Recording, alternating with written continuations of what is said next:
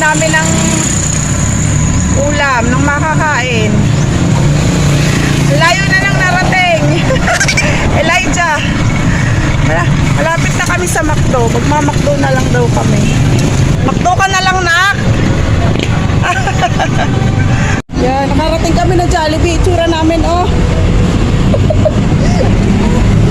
Fresh na fresh pamigaan. Yan. Jollibee tayo ngayon.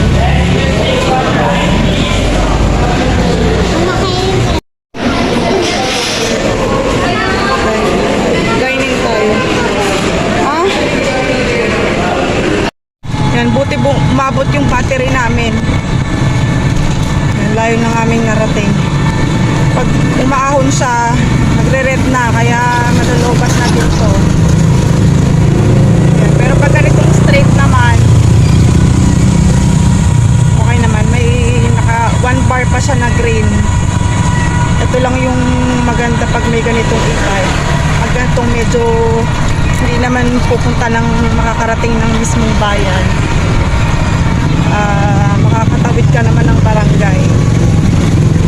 Yan, kasi yung Jollibee sa barangay lang yung pagitan mula dito sa amin sa Balele.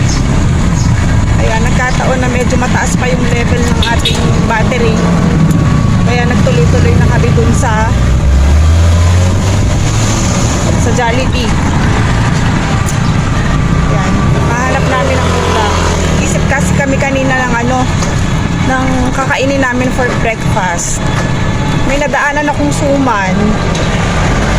Kaso ayaw naman ito ng suman. Ayaw nisik ng suman.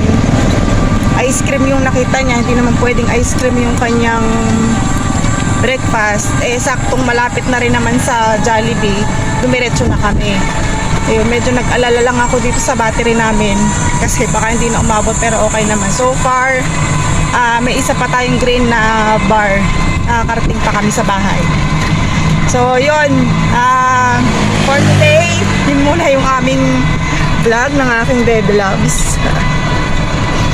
Palagi kong kasama anywhere I go. Yeah, pag wala ako sa office, pag wala kami mga meetings or walang masyadong na-assist na client, ayan,